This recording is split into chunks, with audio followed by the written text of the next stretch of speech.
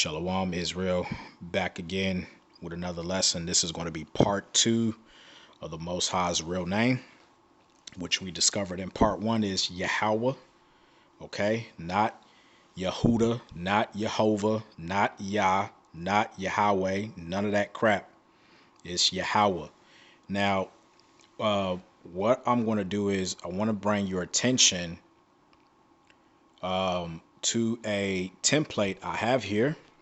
I'm going to zoom out so you guys can see. This is called the Transmission of the Old Testament, Recessional History of the 6 Bible Manuscripts from 1446 BC to 350 AD. In the top left corner screen here is the 10 Commandments written in Hebrew, the original Paleo-Hebrew characters before they were changed for the first time.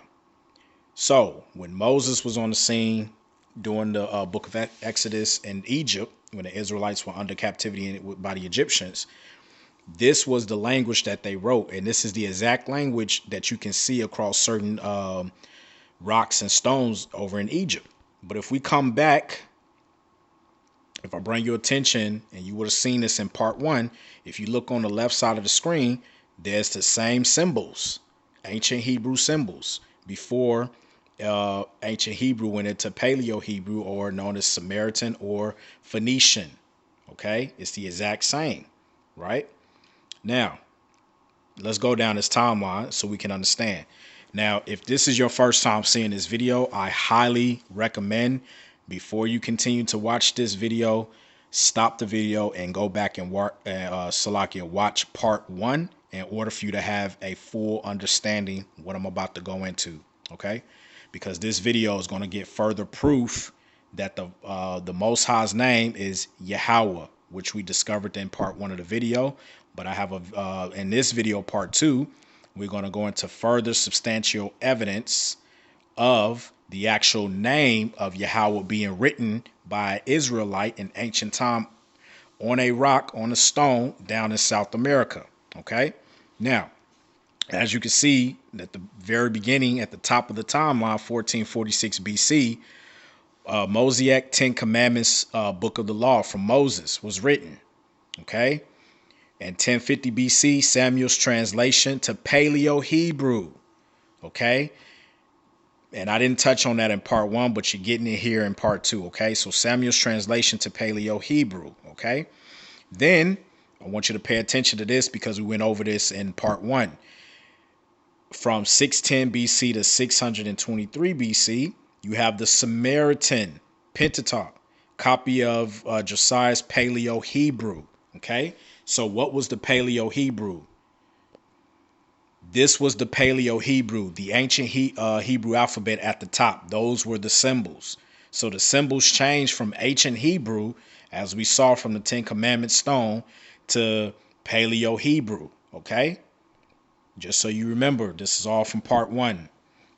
Okay, now it says here in 623 BC, Josiah finds lost Paleo-Hebrew Torah, because as we read from the article in the first video, that before Ezra came on the scene, all of the manuscripts and the scrolls were found written in Phoenician, Samaritan, or better known as Paleo-Hebrew, which was the original language. Okay, then as you go down, Hebrew extinct 550 BC, except Jerusalem temple, Ezra's translation to Aramaic Hebrew. Okay, begun 458 BC, unveiled in 445 BC in Nehemiah 8 Salakia. Anti-Samaritan changes, moves Joshua's altar from Mount Gerizim to Mount Ebal in Deuteronomy 27 and 4. Okay, and then as you go down the timeline, it has the Aramaic Hebrew. And remember, in part 1, we talked about translation to the Greek, birth of synagogues. All right, because remember, the Greeks, they took the Paleo-Hebrew and they came up with their alphabet from left to right, because we was writing from right to left. Okay, And then it just goes down and tells you how the scriptures, all the way from Greek, they started changing. The vow, they added in the vow in 1008 AD, and so forth. Okay. As I said, in order for you to really understand what this is saying here and what I'm about to show, you must go back and watch part one because I went into great detail about everything. All right. Okay. Now I want to turn your attention to a video here I have by one of the elders.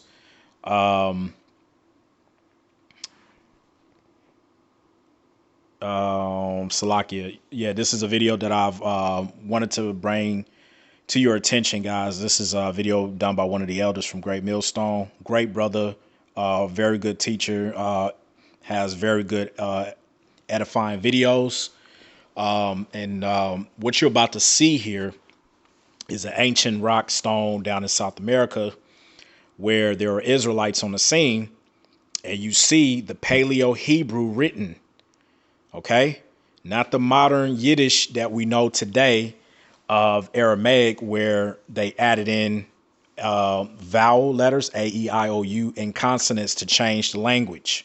Okay, because they don't want you to know the truth of the Most High's, the Father's name, because that name was only given to a certain seed of holy people who the Most High called his holy people, Salakia.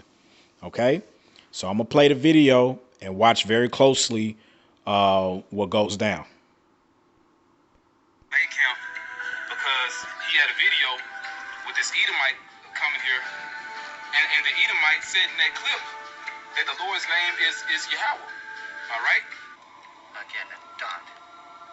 He starts writing again. He keeps on going. Somewhere along the line here, he realizes, oh shoot, I forgot a commandment. I just went from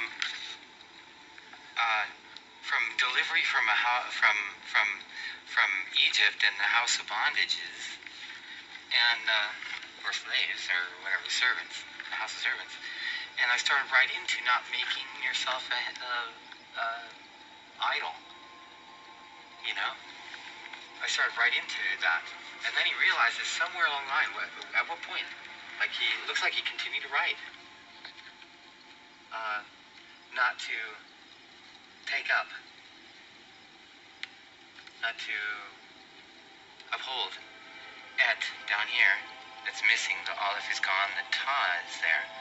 Et Shem, Yahweh, the name of the Lord.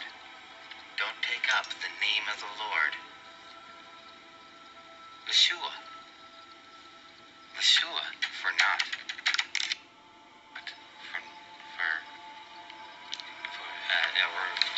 Or to nothing. Don't take it up to nothing. To vanity. To or for. Esau said that, man. So Esau knows the truth. All right. He knows the truth, man. But as you can see here on the top line, some Edomites got an engraving tool, a sandblaster, or some sort of tool to basically scratch off the top line. All right, but we can still pretty much see what it says. All right, and we can still translate it. So, right there, you pretty much have proof that even when they sent in a Bible scholar reading the ancient Paleo Hebrew, the Israelite who carved the writing onto the rock, the name was pronounced Yahweh. Okay, there's no other way around it. So to all you sisters and brothers who are coming into the truth, and whoever you're getting your teachings from, who's telling you that the name is Jehovah, Yahuda, Yahweh, Yah, that is not his name. Okay? I cannot make this stuff up. You just saw the video, and if you need to go back and rewind to see it again, for your own, for your own sake or whatever, do so. Okay? The name was pronounced Yahweh. That is the name that you call upon. Okay? So that's really all, man, I wanted to do. I really ain't got nothing else to say. Other than that, as I said, I've given to the best of my ability as much information that I can to help sum all of that up. And I hope you brothers and sisters were edified by this lesson. So want to give all praises to Yahweh, Bahashem, Yahweh Shai, Bahashem Rakakwadash. And, want to say shalom to the hopeful elect out there scattered across the four corners of the earth, okay? And, peace and blessings to the not only to the elect, but to all Israel, okay? Let's continue to grow. Let's continue to come back into the Father's name. Know who we are. Know what our heritage is, okay? And we got to stop, putting each other down, man. And with due diligence, do our proper research to understand what the truth is, because we living in a time, we living in the age of information. Everybody got a computer, everybody got Wi-Fi, everybody got internet, everybody got a cell phone. So it shouldn't be no reason why you can't look these things up to find the truth. All right. And with that, I say shalom.